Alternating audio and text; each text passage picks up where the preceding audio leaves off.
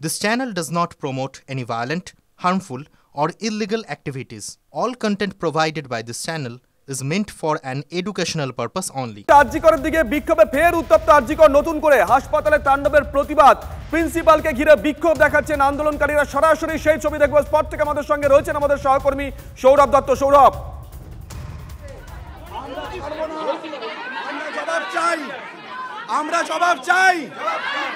আমরা জবাব পাইনি এখনো। আমরা জবাব চাই। We want, we demand, we demand। অনেকক্ষণ থেকে, সকাল থেকে কি বললেন? উনি আমাদের সাথে দেখা করেননি, সেটা জানি না, বলছেন উনি দেখা করতে চাননি আমাদের সাথে। রাজ্য সরকার, মুখ্যমন্ত্রী ছাত্রদের সঙ্গে না কোনোভাবে কোনো কথা হয়নি। আমাদের থেকে কোনো রকম কোনো আশানুরূপ আমরা কিছু উত্তর পাইনি। হাসপাতালের থেকে কোনো খোঁজ খবর নিয়েছে কতজন স্টুডেন্ট ছিল? না, কিচ্ছু না। ইভেন প্রিন্সিপাল দেখা পর্যন্ত করেনি সকালবেলা।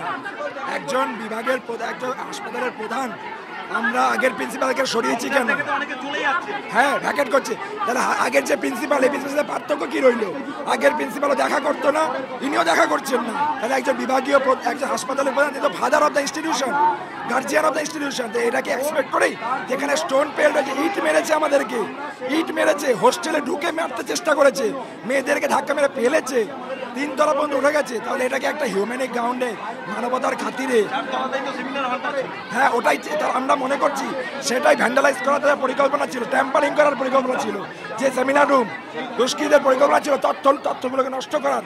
তারা হয়তো সেজন্য 3 তলা পর্যন্ত উঠে গেছিল।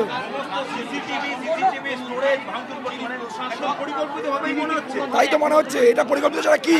উই ওয়ান্ট জাস্টিস বলতে বলতে হাসপাতাল ভাঙে কেউ? আপনি দেখেছেন উই ওয়ান্ট জাস্টিস বলে হাসপাতাল ভাঙে? এটা কারা? এরা তো, আমরা তো মনে হচ্ছে শাসক দলের গুন্ডা বাহিনী, এরা তো এখান থেকে এসছে।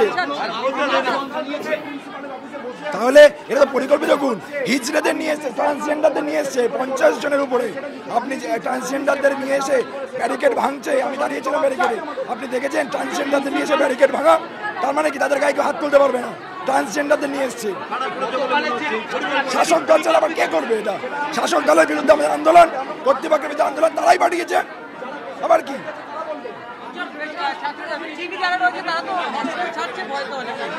সবাই ছাড়ছে না, অনেকে ছাড়ছে না। আমাদের আন্দোলন চলছে, আন্দোলন চলবে। আমরা আহত, আমাদের ইট মেরেছে কয়েকজনকে, এখন হাসপাতালে কাউকে ভর্তি করতে হয়নি, কিন্তু ইট লেগেছে 4-5 জনের গায়ে, স্ক্র্যাচ হয়েছে।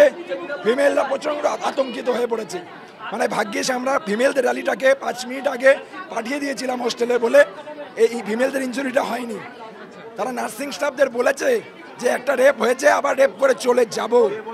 এই গুন্ডা বাহিনী বলেছে, কালকে বলেছেন যে একটা রেপ হয়েছে, আবার রেপ করে চলে যাবে।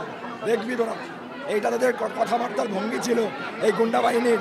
তারা ট্রমা কেয়ারে চলে গেছে, একটা বাহিনী ইমার্জেন্সি থেকে এসে সেমিনার। তুমি শুনতেই পাচ্ছ যে এখানে যারা আন্দোলনরত, বিক্ষোভরত ছাত্রছাত্রী রয়েছে, তাদের স্পষ্ট বক্তব্য হচ্ছে যে অধ্যক্ষ গতকালের পর থেকে 12 ঘন্টা পার হয়ে গেছে, তারপর থেকে অধ্যক্ষ কোনো কথা বলেননি, তাদের সঙ্গে কোনো আলোচনা করেননি। এতজন ছাত্রছাত্রী, চিকিৎসক, পড়ুয়া, তার প্রাণ বিপন্ন হয়ে গেছিল, তার সত্ত্বেও অধ্যক্ষের ভূমিকা কি দেখছো? 12 ঘন্টার বেশি সময় হয়ে গেছে, অধ্যক্ষের ভূমিকা কি দেখছো?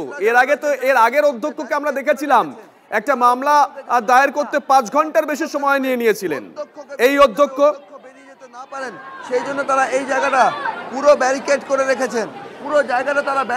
রেখেছেন, এখানে আর হিউম্যান ব্যারিকেড করে, হাতে হাত রেখে। বিনোদকে বলবো সেই দিকে ফোকাস করতে, ছবিটা একটু, যেখানে হাতে হাত রেখে তারা হিউম্যান ব্যারিকেড করেছেন, যে তারা অধ্যক্ষকে যেতে দেবেন না। কেন হিউম্যান ব্যারিকেড করেছেন? যাতে কেন ব্যারিকেড? সেফলি পৌঁছে দেওয়ার জন্য। আমরা চাই না উনি কোনোভাবে ক্ষতিগ্রস্ত হন, আমরা চাই ওনাকে সেফলি ওনার চেয়ারে পৌঁছে দেওয়ার জন্য, আর কিছু না। আপনারা বিক্ষোভ দেখাবেন? হ্যাঁ, বিক্ষোভ আমাদের একভাবে করব, শান্তিভাবে বিক্ষোভ করব।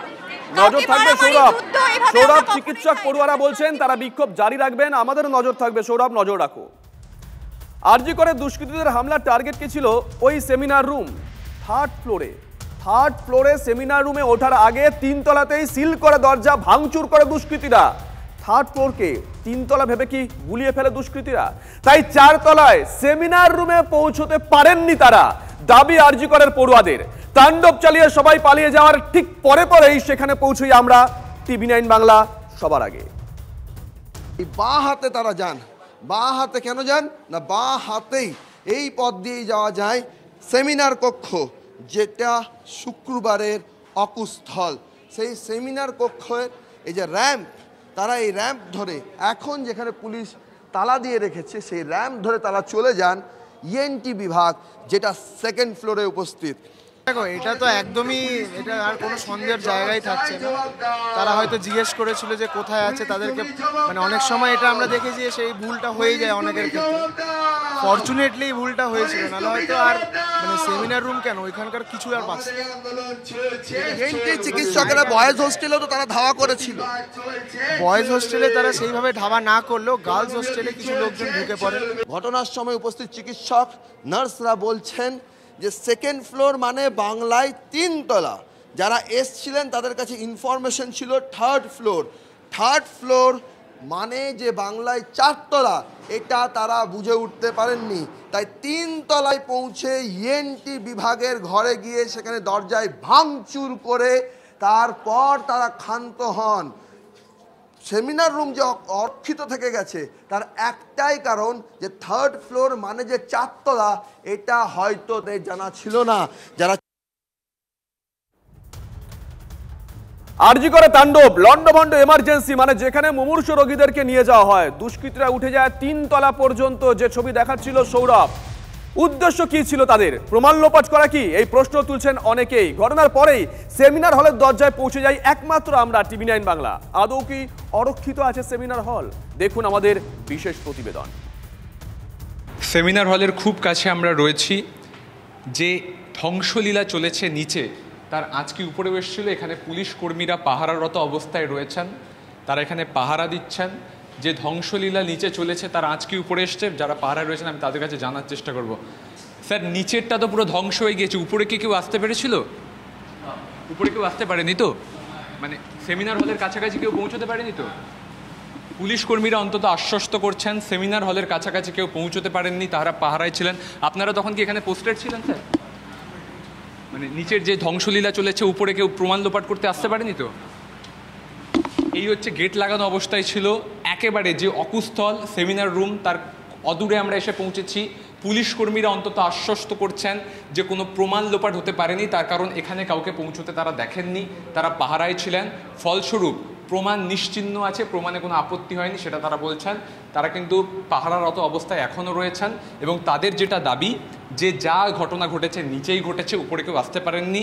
তবে এই আসার সিঁড়ির যে রাস্তা, সেই সিঁড়ির রাস্তাও কিন্তু বেশ কয়েকটা জায়গায় দেখে মনে হচ্ছে কারাও এসেছিলেন, যদিও পুলিশ কর্মীরা আশ্বস্ত করছেন কেউ আসতে পারেননি। যদি না আসতে পেরে থাকেন ভালো, প্রমাণ লোপাট তাহলে ভালো, তাহলে সিবিআই অন্তত এই ঘটনার সঠিক তদন্ত করতে পারবে। ক্যামেরায় মাখনের সঙ্গে সুমন, TV9 বাংলা, কলকাতা।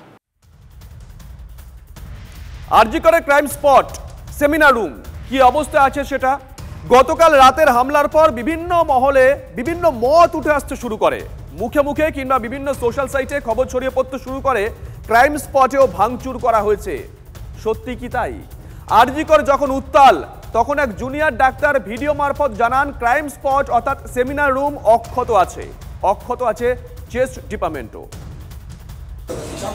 चेस्ट है, ये चेस्ट को लॉक करवा के रख दिया है। चेस्ट डिपार्टमेंट के साथ नहीं हुआ है, कोई भी मिसकम्युनिकेशन नहीं फैलाना। चेस्ट हमारा जैसा था वैसा का वैसा लॉक है, इसमें कोई टेम्परिंग नहीं हुआ है।